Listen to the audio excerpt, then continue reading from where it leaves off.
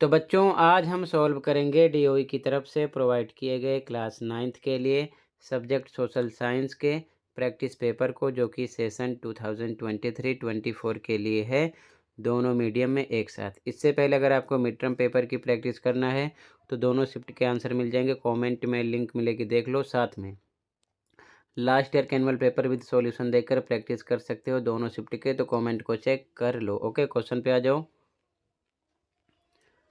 Section A, question 1, फ्रांसीसी क्रांति के समय फ्रांस का राजा कौन था? तो राइट आंसर है राजा लुई 16वें। ठीक है, बी ऑप्शन हो जाएगा आपका राइट। क्लियर है?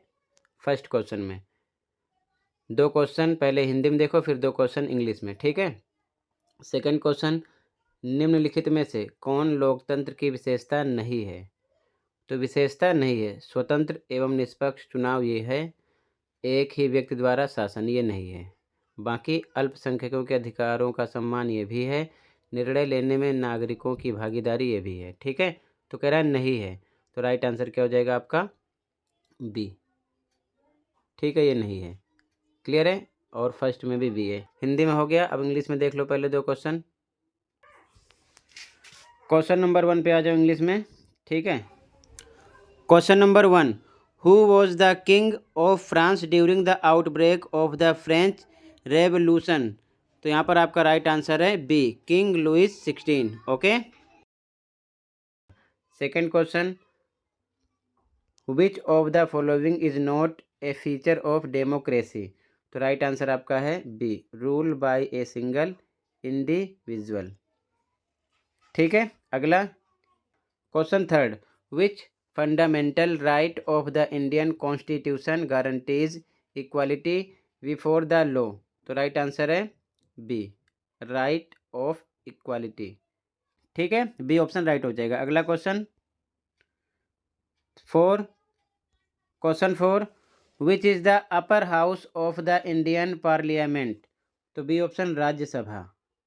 ठीक है, अगर लोअर हाउस पूछते तो लोकसभा। ठीक है, तो अपर हाउस है आपका राज्यसभा। अब आप हिंदी में देख लो सबसे पहले 4 क्वेश्चन तक।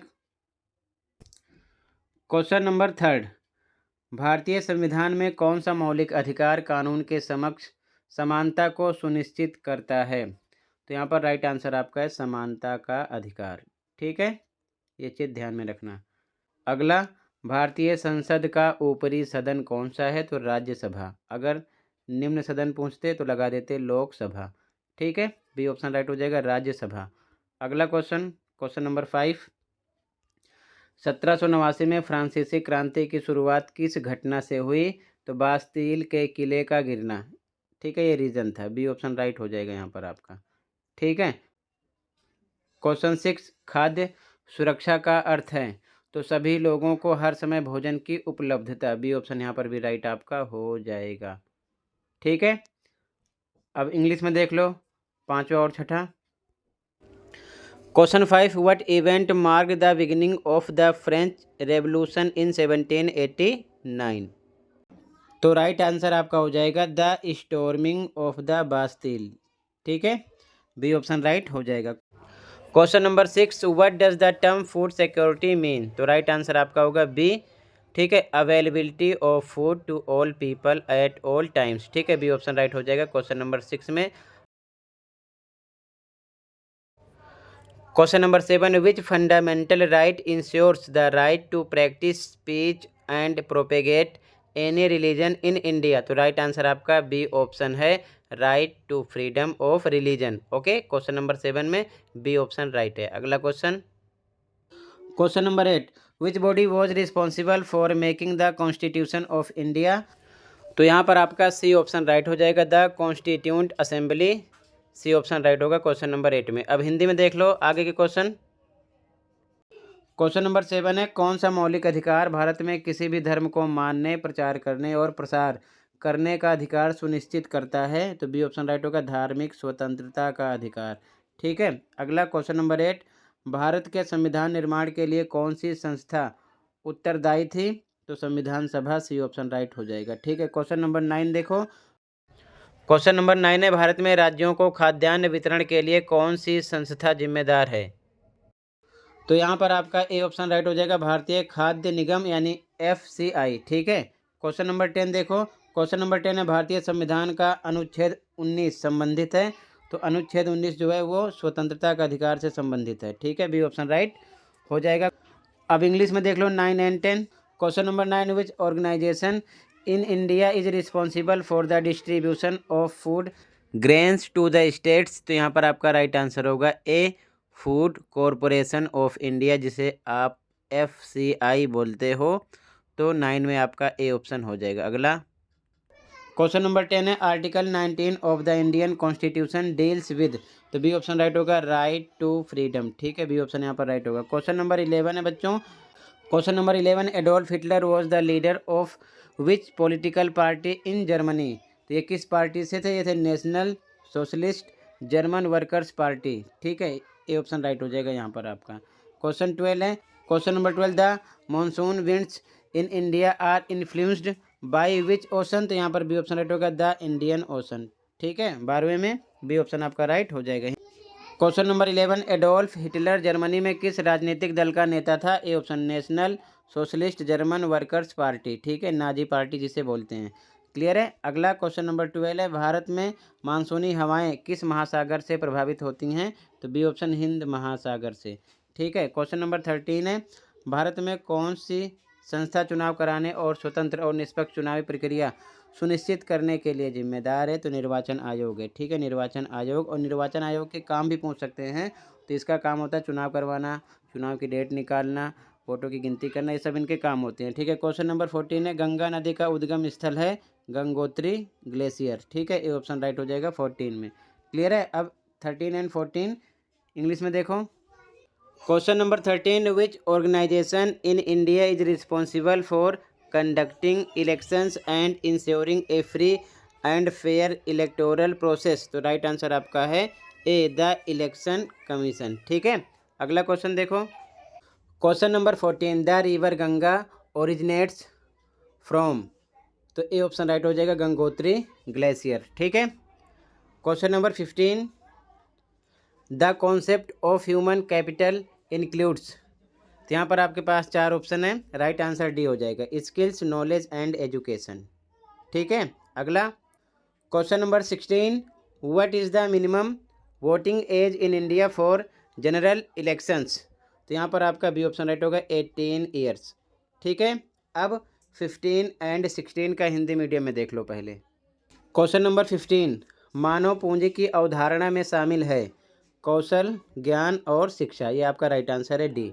ठीक है, उसके बाद में क्वेश्चन नंबर 16, भारत में आम चुनाव के लिए मतदान की न्यूनतम आयु क्या है? 18 वर्ष। ठीक है, यहाँ पर आपका बी ऑप्शन राइट है, 18 वर्ष। ठीक है, आगे क्वेश्चन नंबर 17, ABCD में आंसर देना है। ठीक है, ध्यान से देखो।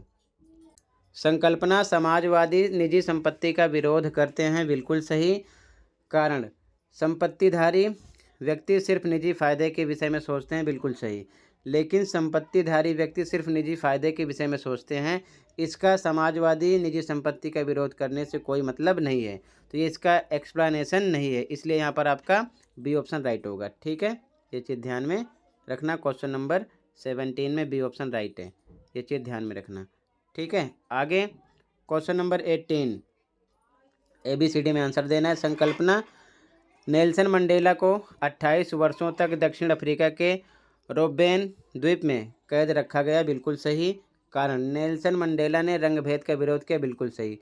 और यही कारण है कि उन्हें 28 वर्षों तक कैद करके रखा गया था, मतलब कि कारण संकल्पना की व्याख्या कर रहा है। तो यहाँ पर आपका ए ऑप्शन राइट हो जाएगा। ठीक है, ये चीज़ ध्यान में रखना। क्लियर है। अगला अब इंग्लिश मीडियम में देख लो पहले 17 18 का आंसर। Question number 17, assertion. ध्यान से देखो। Socialist oppose the private property, बिल्कुल सही है। Reason property holders think only about personal gain, बिल्कुल सही है। लेकिन ये इसका एक्सप्लेनेशन नहीं है। ठीक है, तो यहाँ पर आपका बी ऑप्शन राइट हो जाएगा। ठीक है, ऑप्शन नंबर बी राइट होगा। क्लियर है। 17 में question number 18, question number 18 ABCD में आंसर देना है। Assertion Nelson Mandela was imprisoned in the Robben island of South Africa for 28 years, बिल्कुल ट्रू है। Reason Nelson Mandela opposed apartheid, ये भी ट्रू है। ठीक है, और रीज़न जो है असर्शन का एक्सप्लानेशन है, यही रीज़न था।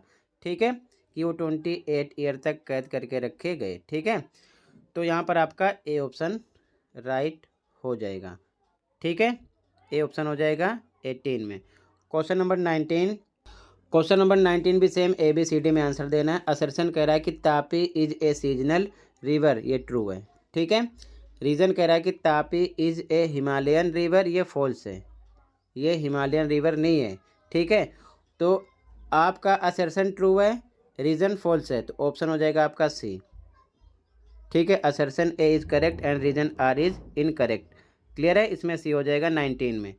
अगला क्वेश्चन नंबर 20 का भी सेम ABCD में आंसर देना है। असर्शन कह रहा है seasonal unemployment is found in the agricultural sector, ये ट्रू है। ठीक है, रीज़न कह रहा है rate of educated unemployment is high in rural areas, ये आपका फॉल्स है।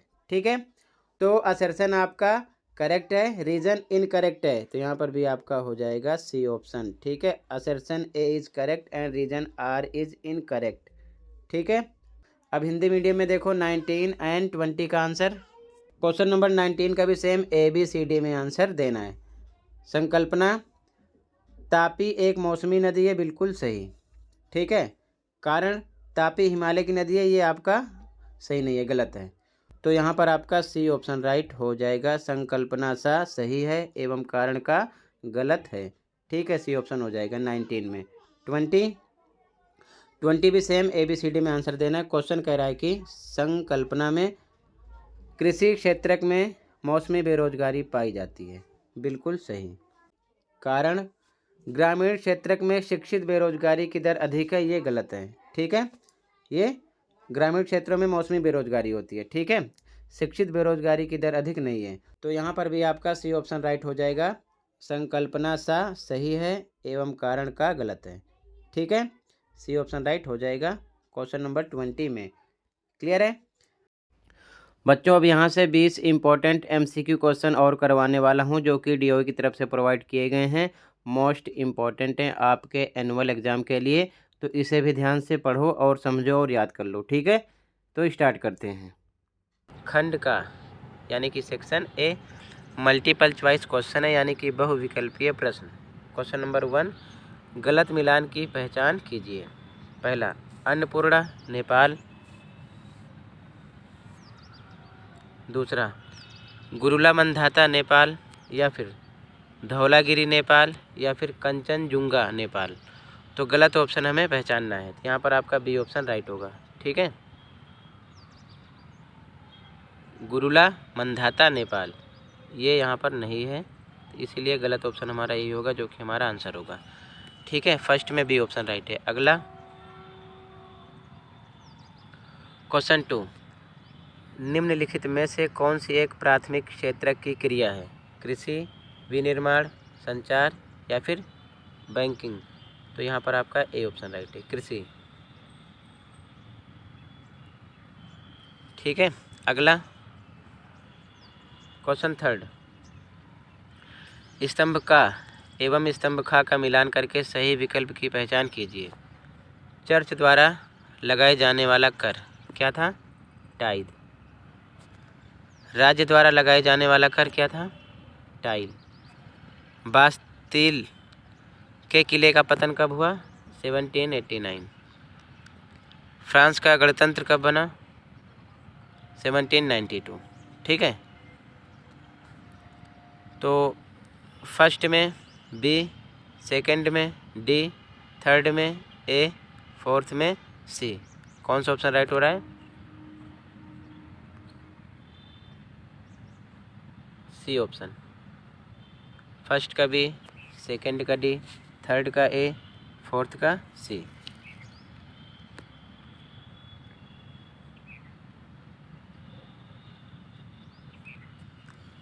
अगला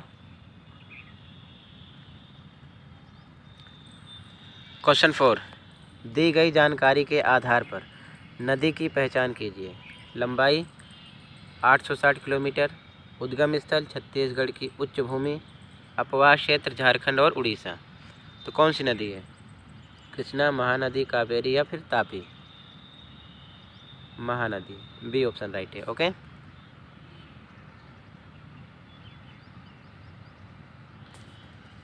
अगला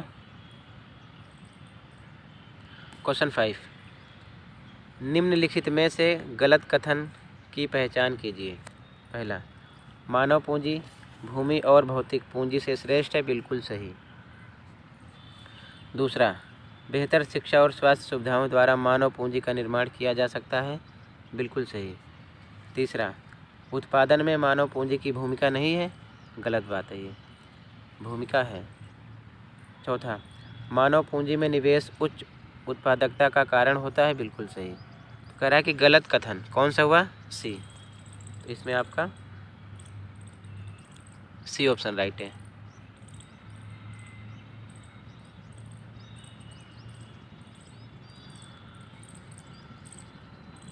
अगला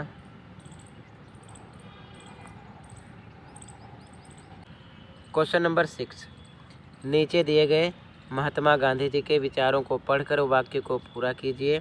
मैं भारत के लिए ऐसा संविधान चाहता हूं जो उसे गुलामी और अधीनता से मुक्त करे। मैं ऐसे भारत के लिए प्रयास करूंगा जिसे सबसे गरीब व्यक्ति भी अपना माने और उसे लगे कि देश को बनाने में उसकी भी भागीदारी है। ऐसा भारत जिसमें सभी समुदाय के लोग पूरे मेलजोल से रहें। ये इनका विचार था। क्वेश्चन है, महात्मा गांधी जी के सपनों के भारत में पहला, गरीब भी अमीर हो जाएंगे, या फिर समाज में सभी व्यक्तियों की भागीदारी होगी, या फिर गरीब एवं अमीर के मध्य खाई नहीं होगी, या फिर उपरोक्त में से कोई नहीं। तो राइट आंसर आपका सी है, गरीब एवं अमीर के मध्य यानी बीच कोई खाई नहीं रहेगी। ठीक है,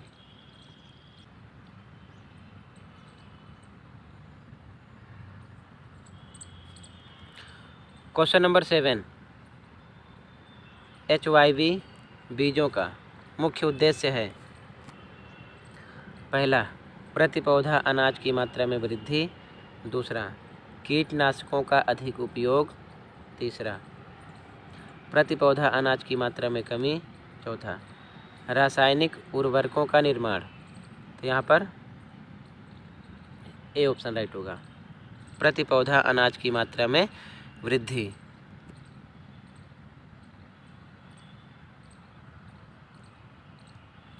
अगला क्वेश्चन नंबर 8, निम्नलिखित में से कौन सा कथन भारतीय संविधान के संदर्भ में सही है? पहला, भारतीय संविधान समतामूलक समाज की स्थापना पर बल देता है, बिल्कुल सही। दूसरा, भारतीय संविधान लोकतंत्रात्मक शासन पद्धति पर बल देता है, बिल्कुल सही। तीसरा, भारतीय संविधान अपने नागरिकों में बंधुता के विकास पर बल देता है, बिल्कुल सही। तो राइट आंसर डी हो जाएगा, उपरोक्त सभी।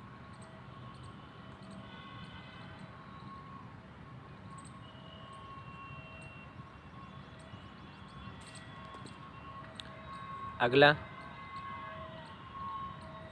क्वेश्चन नंबर 9, राज्य के गांव की कुल जनसंख्या 5000 है। वर्ष 2019-20 के दौरान उसके गांव में जन्म लेने वाले शिशुओं की कुल संख्या 20 है। बताइए कि वर्ष 2019-20 में राज्य के गांव की जन्म दर क्या है? तो जब भी हम जन्म दर या फिर मृत्यु दर निकालते हैं, प्रति 1000 बच्चों की संख्या के ऊपर निकालते हैं। तो शिशुओं की संख्या 20 बटे में कुल जनसंख्या कितनी है? 5000। कितने से मल्टीप्लाई करेंगे हम? 1000 से।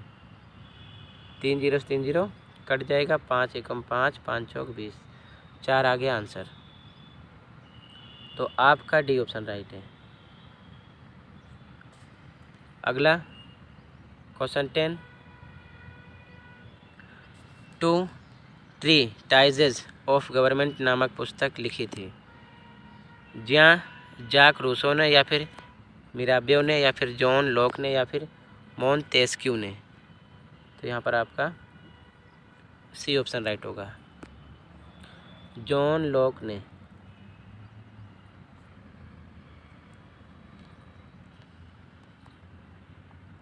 क्वेश्चन 11, दो कथन दिए गए हैं, कारण अभिकथन वाला। सीधा क्वेश्चन देखते हैं। A, B, C, D में हमें आंसर देना है। सा, फ्रांसीसी उपनिवेशों में दास प्रथा का उन्मूलन जैकोबिन शासन के क्रांतिकारी सुधारों में से एक था। बिल्कुल सही बात है। कारण इसका ये था कि दासों के साथ बेहद ही खराब व्यवहार होता था। बिल्कुल सही बात है, इसीलिए उन्मूलन हुआ था। ठीक है, दास प्रथा का। तो मतलब यहाँ पर दूसरी लाइन पहली लाइन की मतलब कि कारण संकल्पना की सही व्याख्या है और दोनों लाइनें सही हैं। तो कौन सा ऑप्शन राइट हो जाएगा हमारा? ए।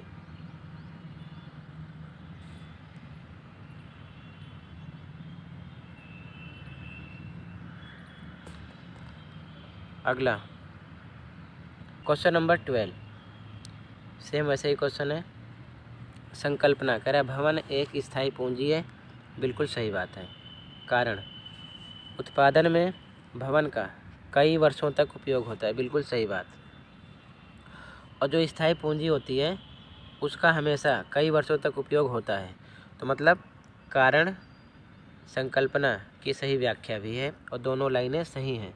तो यहाँ पर भी आपका ए ऑप्शन राइट होगा।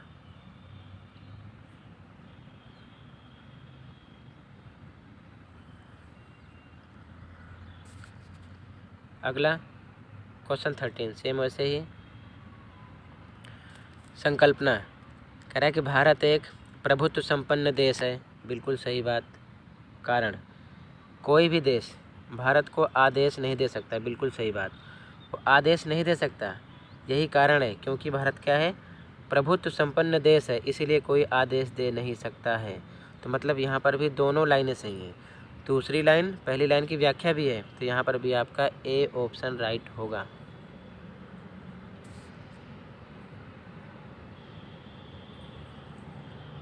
जब कोई सक्षम होगा यानी प्रभुत्व संपन्न तो कोई उसको ऑर्डर देगा नहीं देगा, यही कारण होता है। ठीक है, अगला क्वेश्चन नंबर 14, सेम वैसे ही क्वेश्चन है। संकल्पना ब्रह्मपुत्र एक सदा नीरा नदी है। बिल्कुल सही बात। फिर कह रहा है कि कारण ब्रह्मपुत्र हिमालय की नदी है। बिल्कुल सही बात। तो हिमालय की नदी है इसीलिए सदा नीरा है। तो एक बार कुछ पॉइंट पहले आप पढ़ो अच्छे से ताकि समझ में आए। ध्यान से पढ़ोगे तो लिखा है सदा नीरा का अर्थ है सारा साल यानी पूरे साल अथवा 12 माह बहने वाली। हिमालय की नदियों को शुष्क ऋतु तथा वर्षा ऋतु दोनों ही ऋतुओं में जल प्राप्त होता है। वर्षा ऋतु में ये वर्षा से जल प्राप्त करती हैं। शुष्क ऋतु में हिमालय की बर्फ़ पिघलकर इन्हें जल प्रदान करती है। यही कारण है कि हिमालय की नदियाँ सदा नीरा अथवा 12मासी हैं। गंगा तथा ब्रह्मपुत्र हिमालय की 12मासी यानी सदा नीरा नदियों के उदाहरण हैं। ठीक है, तो यहाँ पर भी आपका ए ऑप्शन राइट हो जाएगा। ठीक है, ब्रह्मपुत्र हिमालय की नदी है, यही कारण है कि इसे सदा नीरा नदी कहते हैं। ठीक है,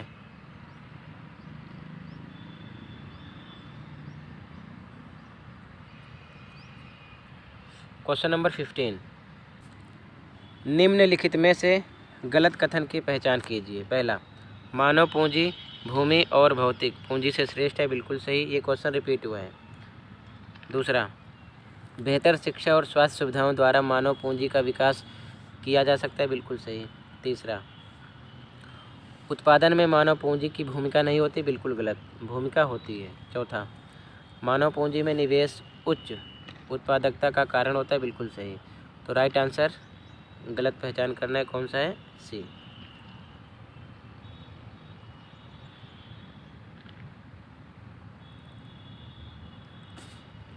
अगला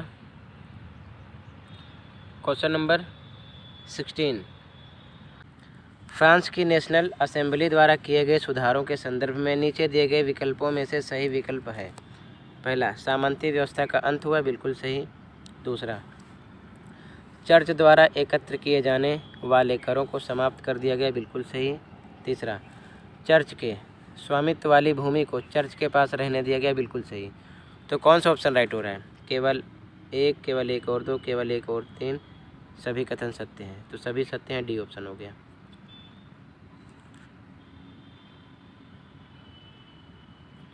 अगला क्वेश्चन नंबर 17, निम्नलिखित में से गलत कथन की पहचान कीजिए। पहला, गुजरात और अरुणाचल प्रदेश के स्थानीय शासन में 2 घंटे का अंतर है, बिल्कुल सही। दूसरा, 23 डिग्री 30 मिनट उत्तर अक्षांश भारत को लगभग 2 बराबर हिस्सों में बांटती है, बिल्कुल सही। तीसरा, 82 डिग्री 30 मिनट पूर्व देशांतर भारत के गुजरात से होकर जाती है, बिल्कुल गलत। चौथा, क्षेत्रफल की दृष्टि से भारत विश्व का 7वां बड़ा देश है, बिल्कुल सही। तो गलत कथन कौन सा हुआ? सी राइट है इसमें।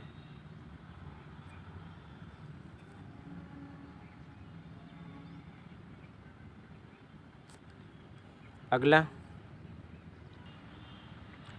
क्वेश्चन नंबर 18, जॉन ने स्नातकोत्तर तक की पढ़ाई की लेकिन उसके पास कोई रोजगार नहीं है। बताइए कि यह किस प्रकार की बेरोजगारी है? मौसमी बेरोजगारी, शिक्षित बेरोजगारी, प्रच्छन्न या फिर इनमें से कोई नहीं। तो अगर पढ़ा लिखा है नौकरी न मिले तो उसे हम बोलते हैं शिक्षित बेरोजगारी। ठीक है, बी ऑप्शन राइट हो जाएगा। अगला क्वेश्चन नंबर 19, पश्चिमी तटीय मैदान का दक्षिण भाग कहलाता है क्या? कोरोमंडल तट, मालाबार तट, कोंकण या फिर कन्नड़।